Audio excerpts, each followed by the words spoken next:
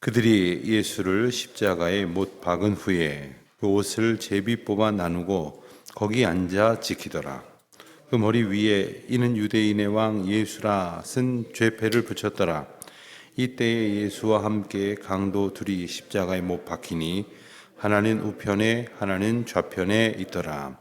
지나가는 자들은 자기 머리를 흔들며 예수를 모욕하여 이르되 성전을 헐고 사흘에 짓는 자여, 네가 만일 하나님의 아들이거든 자기를 구원하고 십자가에서 내려오라 하며, 그와 같이 대제사장들도 서기관들과 장로들과 함께 희롱하여 이르되 그가 남은 구원하였으되 자기는 구원할 수 없도다. 그가 이스라엘의 왕이로다. 지금 십자가에서 내려올지어다. 그리하면 우리가 믿겠노라. 그가 하나님을 신뢰하니 하나님이 원하시면 이제 그를 구원하실지라.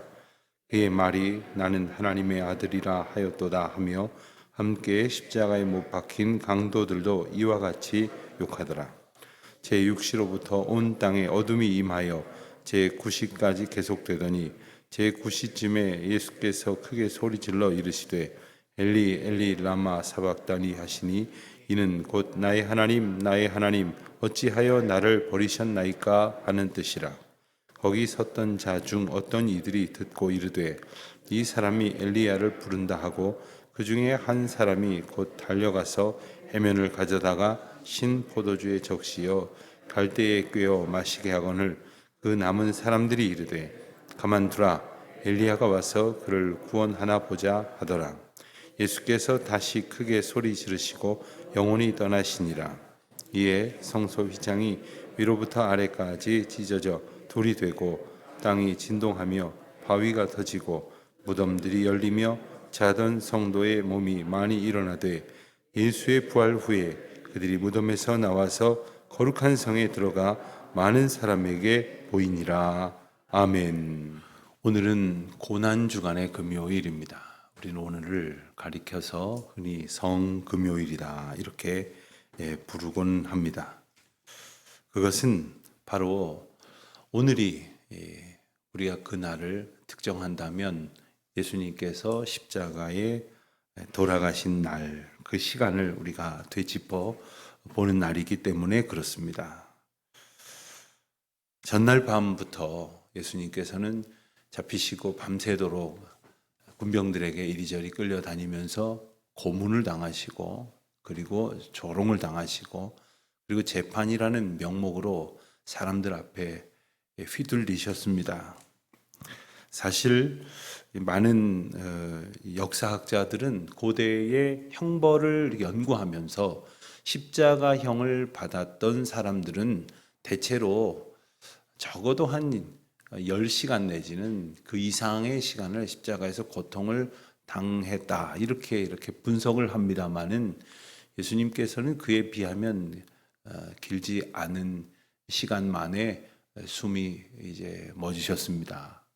아마도 그 이유가 바로 본래 유대 공동체 가운데에서는 그리고 로마의 형법 가운데에서는 불법이었던 그 밤새도록 이 고문을 당했던 그 전날부터의 여파가 아니었겠는가 이런 생각을 해보게 됩니다. 우리가 다른 즐거운 일을 하면서도 밤을 피곤하게 보낸다면 참 지칠 것인데 우리 예수님께서는 그렇게 고통 가운데에 시간을 보낼 수밖에 없으셨고 이른 아침부터 로마의 군병들은 예수님을 끌고 골고다 언덕을 오르게 했습니다. 십자가를 이렇게 메고 이렇게 걸어가시는 예수님의 모습을 우리는 더러 이렇게 볼 때가 있는데 조금 더 정확하게 고증을 한다면 보통 십자가형은 이제 십자가형을 이제 치르게 될 그곳에 세로로 된 기둥이 이렇게 세워져 있습니다. 그러면 십자가 형벌을 받는 죄인이 가로로 걸쳐지게 될 그 형틀을 메고 가는 것입니다. 그렇게 해서 그 무거운 십자가의 형틀을 메고 가서 거기에서 이제 십자가의 모양을 갖추어서 이제 고정을 하고 그 위에 이제 매다는 것이죠. 그 십자가의 그 기둥을 메고 걸어가신 예수님은 아마도 여러분들 그 예수 그리스도의 순환이라는 영화를 보신 적이 있을 겁니다. 그 순환의 장면들을 그려낸 많은 이미지들을 보신 적이 있을 겁니다. 그런데 그 육체적인 고통뿐만 아니라 예수님께서 당하셨던 것은 그 정신적인 고통이 너무나 컸다는 것입니다. 수치와 모욕, 그리고 오늘 본문에서 여러 가지 표현으로 이제 반복되어 나열되어 있는 조롱을 예수님이 겪으셨습니다. 여러분, 사람이 육체적으로 겪는 고통은 겪다가 까무라치면 그만입니다. 그러나 이 정신적으로 겪는 것은 겪어보지 않으면 말을 할 수가 없고, 그리고 우리는 조그만 나를 불편하게 하는 말 한마디만 들어도 괴로워서 견딜 수가 없죠. 팔쩍팔쩍 뛰죠. 억울한 이야기 하나만 듣고도 병이 들게 마련일 정도로 우리는 참으로 심약합니다. 그러나 예수님께서는 십자가에서 벌거벗긴 채, 그리고 온갖 모욕과 수치를 당하시는 그러한 상황을 오늘 본문 말씀을 통해서 우리는 분명히 다시 보게 됩니다. 35절에 보니까 죄수들, 그 군병들이 예수님의 옷을 십자가에서 이제 매달려 있으신 예수님 입으셨던 그 옷을 제비 뽑아 나눴다, 이렇게 전하고 있죠. 이 말씀은 시편 22편 18절의 말씀에서 예언된 말씀이기도 합니다. 내 겉옷을 나누며 속옷을 제비 뽑나이다. 오늘 일일이 찾지는 않겠습니다만 오늘 말씀을 꼼꼼히 보고자 한다면 아마도 우리는 시편 22편을 한 대여섯 번은 찾아야 될 것 같습니다. 여러분, 오늘 일과 중에 시간이 있으실 때 시간을 좀 내셔서 시편 22편을 함께 묵상하시면 참 좋으리라 생각이 듭니다. 그것은 예수님께서 십자가에서 당하실 고난을 예고하시고 또 예언하시며 그 하나님의 그 은혜를, 그런 고통 가운데에서 신음하실 예수님의 형편을 우리 가운데에 이미 일러주신 말씀이기도 합니다. 함께 묵상하시면 좋을 것 같습니다. 자, 그런데 그들이 조롱하고 있는 것을 보면 어쩌면 역설적이게도 그들은 그 말뜻을 잘 알지 못하면서 조롱하고 있는 듯 하지만 하나하나 하나님께서 두고두고 그들로부터 다시 되새기게 하실 말씀이라는 것을 또한 알게 됩니다. 37절에 보니까 머리 위에다가 이는 유대인의 왕 예수라고 쓴 죄패를 붙였다고 했습니다. 이것은 통상 있었던 일은 아닙니다. 그러나 그들이 이렇게 유대인의 왕 예수라고 이름을 붙인 것은 다분히 그리스도를 가리켜서 유대인의 왕이라고 자칭했다 하는 것을 조롱하는 의미였습니다. 게다가 그것도 모자라서 오고 가는 사람들이 다 볼 수 있도록 헬라어로, 그리고 라틴어로, 그리고 히브리어로 세 가지 말로 이 말을 써서 죄패에 붙였다고 요한복음은 전하고 있습니다. 그러나 그들은 정치적인 왕을 참칭했다는 그런 의도로 조롱하듯이 이 말을 썼으나 실상은 정말 왕이신 하나님의 아들 예수 그리스도를 증거하는 또한 고백이 되기도 했던 것이죠.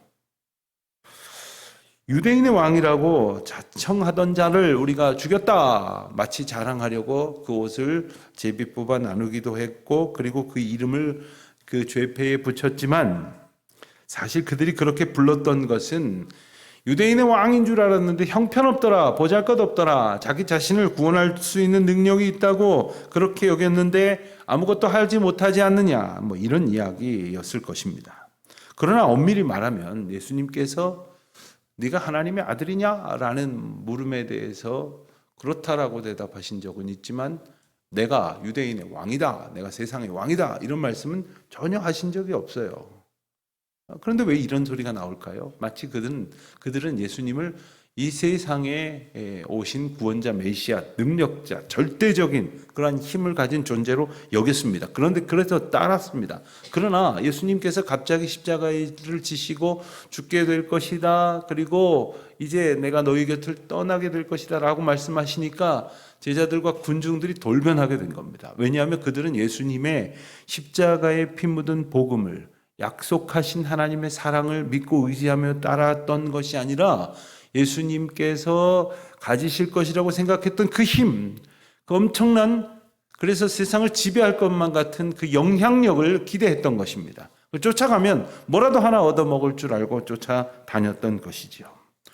여러분, 교회 다니다가 신앙생활하다가 때로는 어려운 일 만나면 그 마음 가운데에 하나님의 분노가 일어나기도 할 때가 있을지 모르겠어요. 그 연약한 생각에 하나님께 실망하게 될지도 모르겠어요. 그러나 그 시험의 때를 넘어서 믿음으로 주님의 뜻을 이해하면서 그리고 순종하면서 비록 지금 우리가 다 알 수 없으나 하나님의 약속과 섭리 가운데 있다는 것을 깨달으면서 우리는 점점 더 주께로 더 가까이 나아가게 될 것입니다. 그런데 그렇지 아니하고 하나님을 나를 도우시는 어떤 능력의 공급자 정도로 예수 그리스도를 내가 원하는 것을 이루어 주시는 나의 어떤 청부사 정도로 생각을 하고 있었다면 내가 원하는 대로 되지 않을 때마다 우리는 실망하고 말 것이에요. 그리고는 예수 그리스도를 십자가에 못 박으라고 소리 질렀던 사람들처럼 오늘 내 안에서 살아계신 예수님을 십자가에 못 박아버리고 마는 것입니다. 부인해버리고 마는 것입니다. 그리고 사정없이 조롱하고 모독하고 말 것입니다. 이것이 바로 세상의 논리죠. 세상은 어떻습니까? 저 사람이 나한테 힘이 있고 소위 이용 가치가 있다고 생각하면 막 떠받들면서 따르다가 그렇지 않다고 생각하면 가차없이 배반을 합니다. 내어버립니다.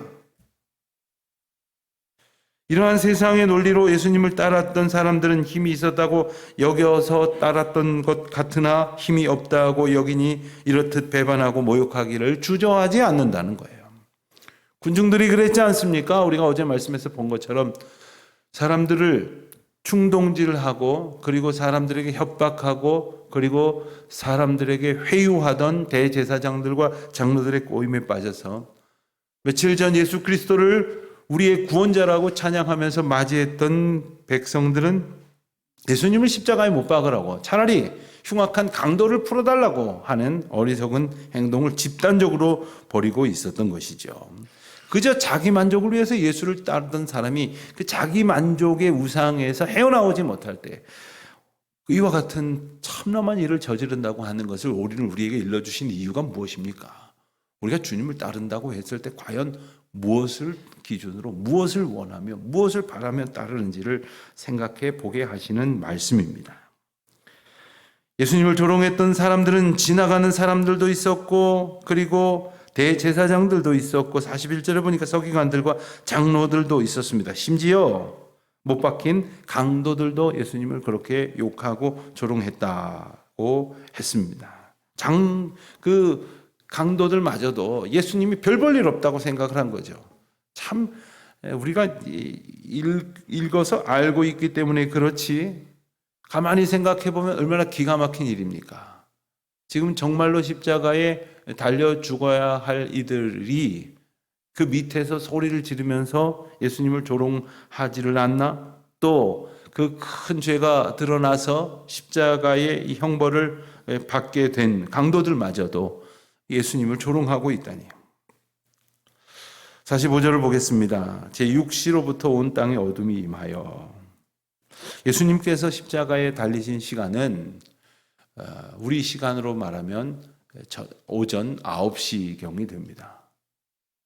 그리고 이제 유대의 시간은 해가 뜰 때부터 그때부터 1시간, 2시간, 3시간, 1시, 2시, 3시 이렇게 시간을 쟀으니까 제6시가 됐다고 하는 것은 우리 시간으로 말하면 한낮 정오쯤이 되었다고 할 것이겠습니다. 그런데 제6시 그러니까 정오쯤 되었을 때 하루 중에 가장 밝은 시간에 온 땅에 어둠이 임했다고 했습니다. 그리고 약 3시간 동안 계속되었다고 했습니다. 그리고 우리식으로 시간 계산을 하자면 예수님께서는 예루살렘에 입성하신 그 주의 금요일에 아침 9시경에 십자가에 달리셔서 오후 3시경에 운명하셨다. 이렇게 생각을 하는 거죠. 그래서 오늘날도 많은 사람들이 아마 오늘도 그러시리라 생각이 드는데 특별히 그 시간을 오직 십자가를 바라보면서 때로는 금식하면서 때로는 여러 가지 그러한 분주한 시간들을 조금 내려놓고 그 십자가에 계신 예수님, 그리고 십자가에 달리신, 그리고 숨이 멎도록 고통 가운데 계셨던 예수님을 묵상하게 되는 것이죠. 여러분, 뭐 그 시간이 뭐 시차를 계산하면 같으냐 마냐, 뭐 부활절도 매년 바뀐다는데 꼭 그날이냐, 이런 소리를 하자는 것이 아닙니다. 우리가 십자가를 생각하자면, 우리 주님께서 당하신 고통을 빼고 생각할 수 없을 것입니다.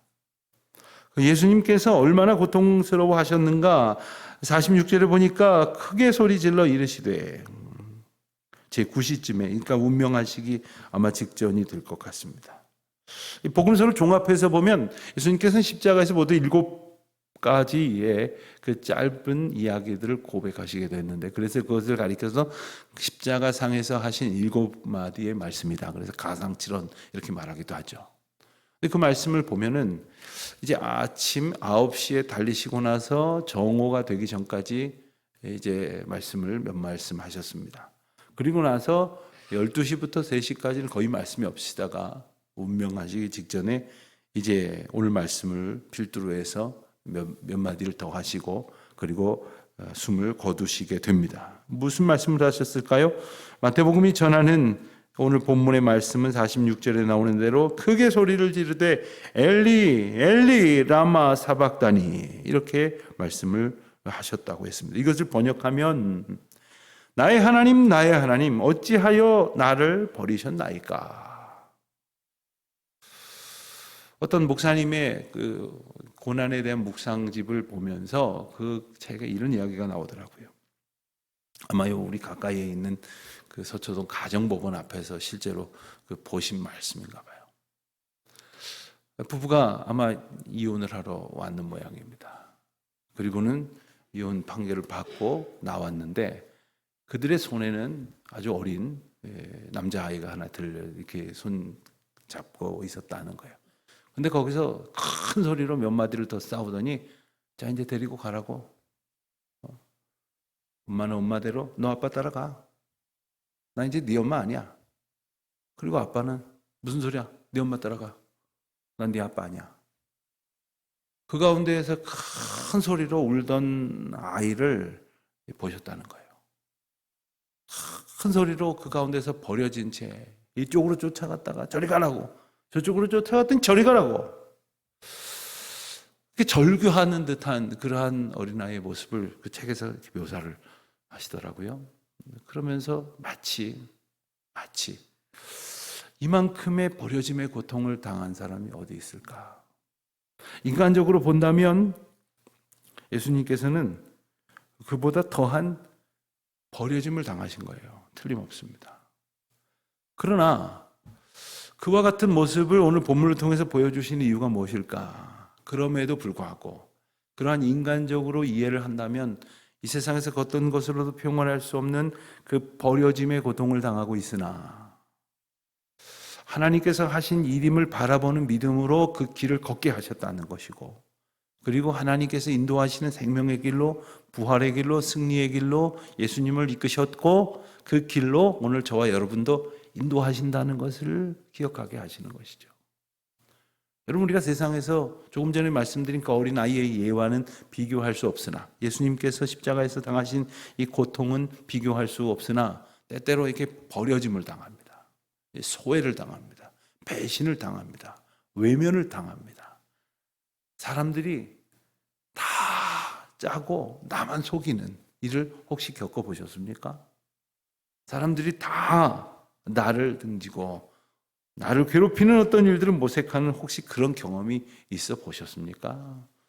미안하지만 없다고 잘 산 건 아닙니다. 있다고 잘못 산 것도 아닙니다. 그러나 그런 모든 상황 속에서 우리가 깨달아야 될 것은, 그렇습니다. 우리가 의지했던 것이 잘못되었을 때 우리는 버림을 당할 수도 있어요. 우리의 잘못과 상관없이 어떤 악한 상대 앞에서 우리는 그런 일을 당할 수 있어요. 그러나 변함없이 우리를 붙드시고 인도하시는 십자가의 예수 그리스도, 그리고 십자가에 달리신 예수 그리스도를 세상 사람들은 다 조롱했으나 그 품에 안아주셨던 하나님 아버지를 우리는 만날 수 있게 되는 것입니다. 50절 말씀을 보니까 예수님께서 다시 크게 소리 지르시니 영혼이 떠나시니라 했습니다. 그렇습니다. 예수님께서는 마침내 그 고통 가운데에 소리 지르시고 말씀하신 후에 이제 영혼이 떠나시게 되었으나 그때 어떤 일이 일어났느냐? 성소 휘장이 위로부터 아래까지 찢어져 둘이 되고 땅이 진동하며 바위가 터지고 무덤들이 열리며 자던 성도들의 몸이 많이 일어났다. 엄청난 사건이 일어났습니다. 오늘 본문에서 보여주고 있는 성소 휘장은 무엇일까요?